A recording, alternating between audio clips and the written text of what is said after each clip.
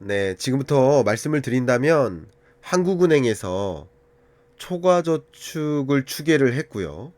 그 초과저축이 우리 한국 경제에 줄 뭐 긍정적 효과도 있겠지만 굉장히 가혹한 부정적 효과도 있을 수 있다라고 진단을 했습니다. 그렇게 평가를 했습니다.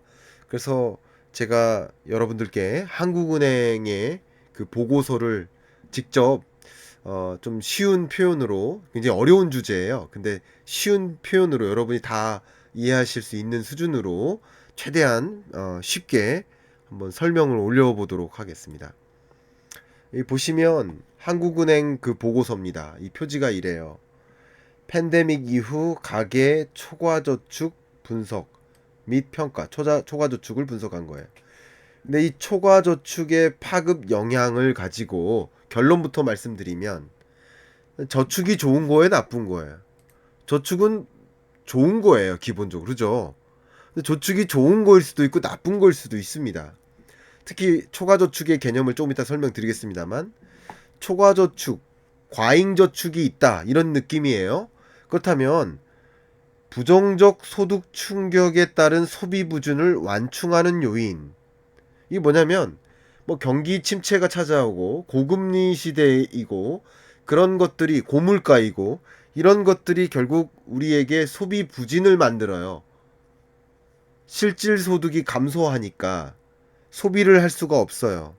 근데 이미 저축이 많이 되어 있는 상태라고 한다면 소비가 부진할 수 있는 소득이 줄어서 소비가 부진해질 수 있는데 그걸 기존에 저축한 저축액을 가지고 메꿀 수 있다라는 거예요. 이것은 긍정적인 효과라는 거예요. 초과 저축이 있다는 것은 완충작용을 할 수 있다라는 면에서 좀 다소 긍정적인 우리 한국 경제에 경제 위기가 오더라도 소비 침체로 바로 연결되지 않을 수 있도록 완충자적 어떤 범퍼 역할을 해줄 수 있다라는 거예요. 범퍼. 그죠?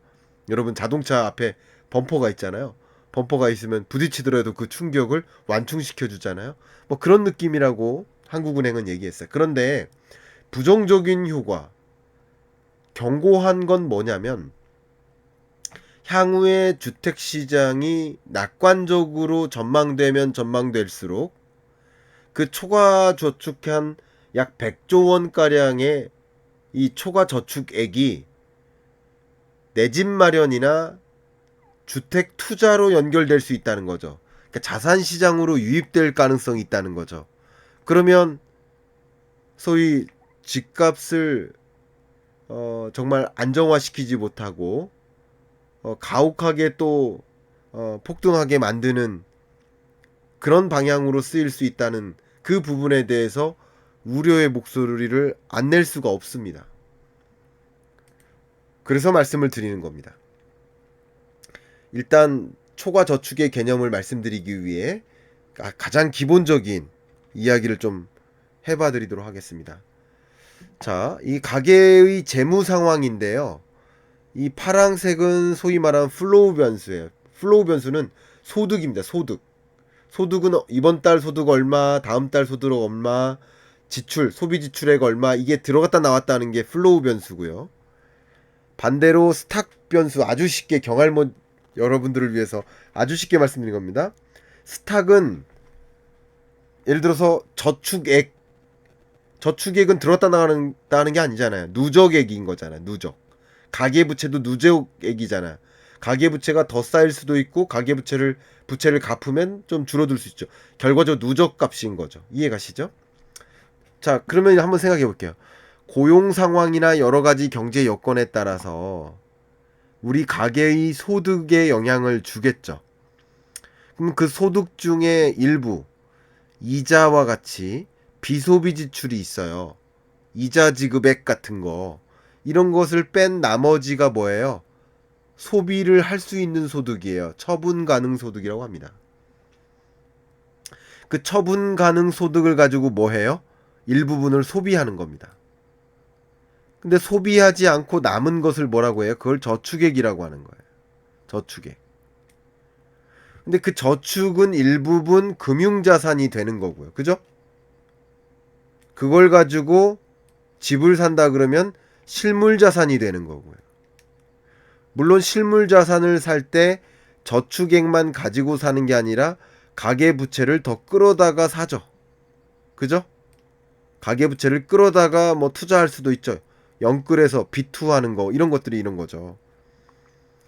그리고 저축 가지고 결국 가계부채를 갚기도 하죠. 그러니까 이런 것들 가계부채가 쌓이면 또 그걸 가지고 일부를 뭐 해요? 이자 갚는 데 쓰니까 이게 경제가 이렇게 운영되는 겁니다. 이게 가계의 재무 상황을 확인하게 해주는 플로우 및 스탁 변수의 흐름인 거예요. 자, 이 흐름 속에 이 흐름을 잠깐 기억하셨다가 지금부터는 제가 좀 소위 말하는 초과저축의 개념, 초과저축의 개념, 그리고 그 밖에 그것이 왜 초과저축이 쌓였는지를 설명드려보도록 하겠습니다. 자, 보시면 이게 실제 저축액 추이입니다. 여기 파란색 보이시죠? 실제 저축액의 추이예요. 근데 2019년까지의 저축액을 추세선을 그으면 이 점선과 같은 추세를 그린다 하는 건데, 근데 만약에 2020년을 살아가기 전에 19년에 먼저 이 추세선을 그려보면 아마도 이 정도 즈음으로 우리 가계의 저축액은 쌓일 거야 라고 생각한 거야. 이 정도로. 그죠? 이 정도로. 근데 실제 저축액은 그걸 훨씬 초과한 이만큼이 쌓인 거예요. 결과적으로 여기 안에 있는 그림자만큼이 뭐예요? 초과 저축액인 겁니다. 그러니까 통상적인 경우에 특별한 일이 없다면 저축액은 예를 들어서 한 120조 원까지 쌓일 거로 생각했는데, 근데 그게 아니라 한 150조가 쌓인 거. 예를 들면, 그러면 초과 저축액이 결국 발생하겠죠. 그겁니다. 그러면 이걸 간단히 말씀드리는 이거예요. 그냥 우리가 살아가다 보면 뭐 저축액을 계속 우리가 저축을 하잖아요. 일정 부위 중 저축을 하잖아요. 그냥 내가 앞으로 연봉이 지금 이만큼이고 내년 연봉 이만큼이고 또 내후년 연봉 이만큼이고 뭐 그 안에 내가 이만큼 써야 되고 내가 이사 갈 일이 있어서 이만큼 지출하고 하다 보면 결과적으로 저축액이 한 1,000만 원 정도 저축할 수 있을 것 같아. 이렇게 생각을 했단 말이에요. 근데 실제 저축액은 그걸 훨씬 초과해서 1,000만 원이 아니라 1,500만 원이 된 거예요. 그러면 내가 예상했던 저축액을 훨씬 뛰어넘는 대략 1,000만 원이 아닌 1,500만 원이니까 500만 원의 초과 저축이 발생한 거라고 볼 수 있겠습니다. 지금 우리 경제가 이렇게 초과 저축액이 발생한 상태라고 생각해 주시면 도움이 되겠습니다. 근데 그 초과 저축이 왜 쌓이느냐? 왜 쌓이느냐를 논의해야 되겠죠. 그죠? 그게 중요하겠죠. 왜 쌓이냐면 여기 보시는 것처럼 순처분 가능 소득이 있고, 그죠? 여기서 최종 소비 지출을 하겠죠. 그러면 이 차액이 뭐예요? 여기 이 선분과 이 선분의 차액. 이게 뭐예요? 여기 이 차액. 차이가 저축이겠죠. 그러니까 쉽게 말하면 처분 가능 소득, 소득 중에서 소비 지출을 한 나머지가 뭐예요? 차액이 뭐예요? 저축액인 거예요. 이게 저축인데, 그죠? 통상적이라면 이 정도의 저축이 쌓여야 되는데 예상 밖의 소득이 더 늘었고, 그죠? 예상 밖의 소비 지출이 더 줄어든 거예요. 지출을 더 줄인 거예요. 그러니까 소득이 증가한 겁니다. 가장 대표적인 이유가 뭐예요? 재난기본소득을 준 거. 이것도 소득 규모를 증가시킨 이유 중에 하나예요. 그리고 22년쯤부터 고용시장이 매우 탄탄했죠. 소득이 증가한 이유가 그겁니다. 근데 소비가 굉장히 크게 감소했죠. 특히 팬데믹 초기 2020년, 21년에 여러분 기억하십니까? 사회적 거리두기를 강화하고 대면 서비스를 확대할 수가 없었죠. 대면 서비스가 완전히 위축됐었죠. 그러니까 대면 서비스를 중심으로 한 소비가 많이 줄었죠. 그러니까 소비는 감소하니 초과 저축이 증가한 겁니다. 이해가셨죠? 근데 제가 지금 말씀드리는 게 소득 증가와 소비 감소가 둘 다 비슷하게 초과 저축을 증가시켰다고 말씀을 드렸죠. 그런데 그 소득 증가가 혹은 그 초과 저축이 어디를 중심으로 늘었느냐 이걸 봐야 되는 거예요. 보시니까 중고소득층을 중심으로 초과 저축이 크게 늘어났다는 것을 확인할 수 있습니다. 맞죠? 근데 저소득층의 경우에는 상대적으로 초과 저축이 이렇게, 그러니까 중고소득층은 이렇게 느는데 저소득층의 초과 저축은 이렇게 느니까 초과 저축의 격차는 벌어지는 거예요. 결과적으로 뭐 한 거예요? 부자는 더 부자가 되고 가난한 자는 상대적으로 더 가난해진 거죠. 절대적으로는 부자가 됐을 수 있어요. 절대적으로는 초과 저축액이 커졌어요. 그러나 상대적으로는 초과 저축액이 줄어든 거죠. 우리는 부를 따질 때는 항상 상대적 부를 따지는 겁니다. 이 부분을 좀 말씀드려 볼게요. 그러니까 재난기본소득은 통상 누구한테 주는 거예요? 저소득층한테만 준 거예요? 아니죠. 모두에게 준 거죠. 근데 재난기본소득이 실질적으로 필요한 대상은 누구였어요? 저소득층이었어요. 근데 그 재난기본소득이 누구한테 주어졌어요? 모두에게 주어졌어요. 그러면 재난기본소득을 주면, 긴급재난지원금을 주면 지금 절박한 자영업자, 지금 소득절벽이 일어난, 예를 들어서 여행업체에서 일하시던 부장님이 해고되셔가지고 가정을 일굴 수가 없어요. 소득이 너무 줄어서. 근데 재난기본소득을 받으면 그게 저축이 돼요? 저축이 안 되죠. 생활비로 쓰이는 거예요. 근데 고소득층은 어떻게 되죠? 이미 소득절벽 현상이 없었어요. 코로나19로 모두가 경제적 충격을 받은 게 아니죠. 여러분 기억하시죠? 모두가 경제적 충격을 받은 건 아니에요. 어떤 특정 산업은 엄청난 편익을 누리기도 했어요. 가장 대표적으로 플랫폼 기업들. 그죠? 비대면 서비스업, 온라인 쇼핑, 이런 쪽은 오히려 엄청난 기회를 받거든요. 제가 20년 말인가에 LG전자에 강연을 갔다가 그 가전사업부 사장님께서 하신 말씀이 기억이 나는데 뭐라고 하셨냐면 매출이 너무 많이 늘어서 이게 언제까지 이 매출이 유지될지를 좀 판단해 보고 싶겠다. 고민의 종류가 달라요. 이해 가세요? 마스크 회사를 제가 만났었거든요. 그 깨끗한 나라라는 그 기업 있죠. 예, 깨끗한 나라가 그 휴지도 만들지만 마스크도 만들어요. 그 대표님도 똑같은 고민했어. 언제까지 이 매출이 유지될까? 매출이 계속 유지된다면 생산 설비를 더 늘려야 될 것이고, 매출이 일시적으로 늘어나서 다시 줄어들 거라 한다면 영구적으로 생산 설비를 늘릴 필요는 없겠죠. 그러니까 다른 고민이에요. 다른 세상의 고민이라고요. 그러니까 그건 제 기업의 예를 들었지만 그 기업에 속해 있는 임직원들은 얼마나 많은 상여감을 받았을까 한번 생각해 보세요. LG전자는 왜 이렇게 매출이 늘었겠어요?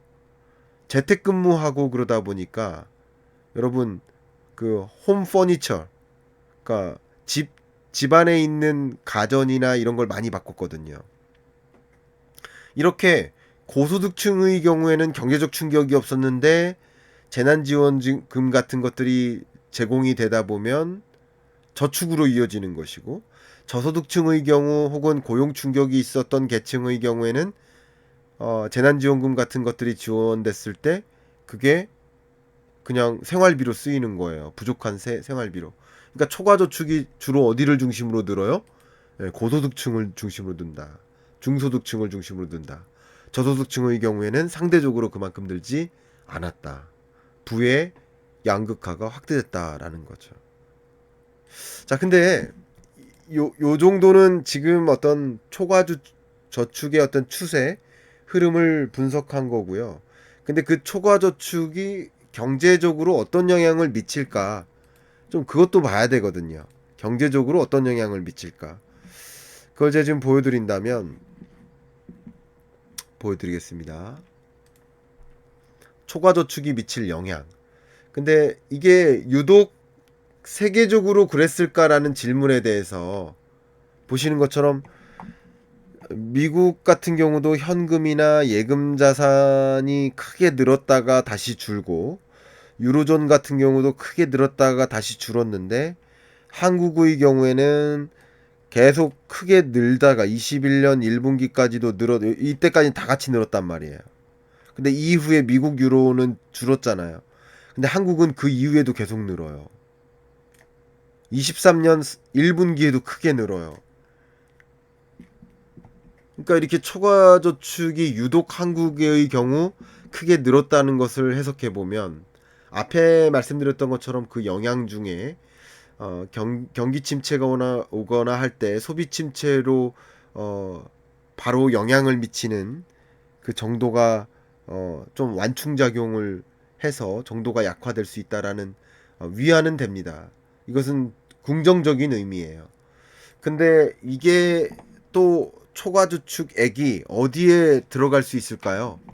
어디로 쓰일 수 있을까요? 특히 지금처럼 집값이 반등하는 흐름이 나타날 때 초과저축을 갖고 있는 이 고소득 중소득층이 뭐를 단행할까요? 뭐를 단행할까요? 한번 생각해 보세요. 여러분 생각하시는 거. 뭐를 단행할까요? 예. 자산시장으로 돈이 이동하겠죠. 그걸 보셔야 됩니다. 지난 5월 달에 골드만삭스에서 보고서를 하나 냈었는데 뭐라고 했냐면, 가계의 초과저축 규모와 주택가격 회복력 간에는 상관관계가 존재한다. 그러니까 초과저축 규모가 쌓였었고, 그 초과저축 규모가 주택을 매수하는 데 영향을 주기 때문에 주택 가격을 다시 상승시키는 데 영향을 미칠 수 있다라고 골드만삭스가 분석을 했는데, 최근처럼 기억하십니까? 주택가격 전망 CSI 그 지표가 100을 통과해서 107 정도를 찍었죠. 그만큼 지금 23년 9월의 집값보다 24년 9월의 집값이 더 높아져 있을 거야 라고 생각하는 경향성이 커지면 커질수록 결국 주택가격 상승에 대한 기대가 높아지는 가운데 어떻게 쓰인다는 거예요? 가계의 이 처가저축이 또 대출과 함께 맞물려서 주택시장에 재접근할 수 있는 기회를 줄 수 있다라는 거죠. 그러면 주택가격을 다시 상승시키고 가계의 디레버리징을 지연시키는 거죠. 그 가계부채 갚는 일을 지연시키는 거예요. 초과저축이 있으니까 안 갚는 거예요. 차라리 자산을 취득하자. 그러니까 초과저축액도 쌓이고 가계부채도 쌓이는 게 굉장히 특이하지만, 초과저축액을 가지고 자산시장으로 돈을 이동시킬까, 그러니까 집을 살까 아니면 빚 갚을까, 이거 이 두 가지 판단일 수도 있는데, 빚 갚는 일을 뒤로 미루고 주택을 살 수 있게 만드는 거죠. 결국 이런 것들은 다시 부동산 시장이 뭐 불안하게 움직일 수 있겠다. 가계의 순금융자산 취득액 자체가, 물론 여기에는 예금도 있고요. 또 이 안에는 펀드라든가 금융상품도 있습니다만, 이 중에서 순금융자산 취득액은 그, 그 금융자산에서, 그러니까 현금이나 예금이나 펀드 같은 금융상품이나 이런 유동성 자금에서 뭐를 뺀 거예요? 금융부채를 뺀 거예요. 그러니까 부채를 뺀 나머지인 거예요. 그러면 순금융자산 취득액이 커진 거예요. 그러니까 부채 규모도 커졌다고 생각하시지만, 그 부채 규모가 커지는 정도보다 사실은 저축액, 초과저축액이 더 쌓였다는 거예요. 그러니까 순금융자산은 커졌기 때문에 결과적으로 이게 사실상 주택시장에 일부 들어올 수 있다는 거죠. 특히 금리 인하의 시그널이 있다 그러면 더 들어올 수 있다는 거죠. 그런 것들이 또 부동산 시장이 어떤 완만한 상승이나 이런 연착륙을 유도하는 게 아니라 또 반대의 영향을 또 미칠 수 있겠구나 하는, 그런, 또 그게 또 결과적으로 추가적인 양극화를 불러오는, 소득 불균형을 만드는 그런 문제를 야기하지 않을까 하는 걱정을 하고 있습니다. 초과주축에 대한 개념을 여러분 충분히 장착하셨길 바라고, 이것도 역시 시장에 영향을 미치는 중대한 변수기 때문에 여러분들도 여러 시장을 들여다볼 때 이런 변수를 감안하셔서 판단하셨으면 좋겠다. 이렇게 생각해 주시면 좋겠습니다. 제가 지금부터는 질의응답을 좀 받도록 할 텐데요. 여러분들께 좀 먼저 마지막으로 요 말씀드리면, 계속 똑같이 제가 말씀드리는데, 혹여나 여러분들이 이렇게 경제 인문, 거시경제를 판독하는 능력, 경제 인문에 좀 관심이 있어서 경제 인문하기 좋은 책이 뭐가 있습니까? 라고 질문을 주신다면, 제가 쓴 경제 입문서, 경제 읽어주는 남자 15분 경제 특강을 추천드리고요.